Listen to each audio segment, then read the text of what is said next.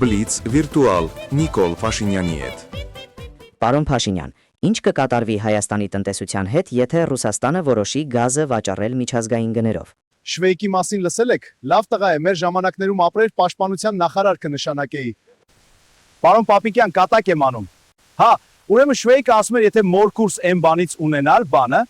այն որ մի անգամ ուզում էի կաթողիկոսին ցույց տալ մի խոսքով, ասում է, եթե տղամարդ լիներ, ես նրան քերի կասեի։ Հիմա ինչի եք ինձ եթեներով հարցեր տալիս, գազա էլի կթանկանա, աթար կվարենք։ Իմիջայլոց ասացիք, որ ընտրություններից հետո հունիսի երկրորդ կեսին նույնպես ծրագրում եք հանդիպում ունենալ Ռուսաստանի նախագահի հետ։ Այո, դա իմ առաջարկն էր։ Նա էլ իր մոտ կանչեց խորհրդականներից մեկին, ականջին ինչ-որ բան հարցրեց, հետո ասաց, որ սիրով ընդունում է հանդիպման առաջարկը։ Ես էլ չդիմացա, ասացի, պարոն նախագահ, էդ ինչ հարցրեցիք, նա էլ ասաց, հեչ, ճշտում էի, թե Հայաստանի ազատման վայրերում կալանավորների հետ հանդիպումներ թույլատրվում են, թե ոչ։ Իդեպ ընտրությունների մասին, վերջերս հայտարարեցիք, որ մինչև տարվա վերջ Սամվել Կարապետյանը կարող է բոմժ դառնա, կարելի է դա գնահատել որպես ուղիղ հրահանգ իրավապահներին։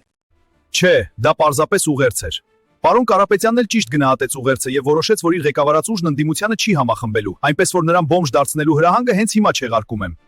Ինչու մի քանի նախկին ՀՀԿ-ականներ ձերբակալվեցին եւ անմիջապես էլ ազատ արձակվեցին։ Դա էլ էր ուղերձ։ Բա Սերժ Սարգսյանը քանի գլխանի է, որ առանց ինձ հարցնելու որոշեց չմասնակցել ընտրություններին։ Իհարկե, ընտրություններում հաղթելու համար ինձ Քոչարյանի մասնակցությունն էլ է հերիք, բայց ՀՀԿ-ն կարող էր մի քիչ էլ ինքը օգնել։ Իմիջայլոց թող Գագիկ Ծառուկյանն էլ պատրաստվի։ Ոնց թե Քոչարյանին չեմ միանալու, էս ինչ սաբոտաժ է։ Պարոն Փաշինյան, կարող ենք համարել, որ Իրանի շուրջ կատարվող իրադարձությունների արդյունքում թրիփը վերջնականապես ջրվեց։ Ոչ իհարկե, ես այն օրը եղել եմ թրիփի գրասենյակում եւ կարող եմ ասել զուգարանակոնքերն ակնհայտ լավն էին։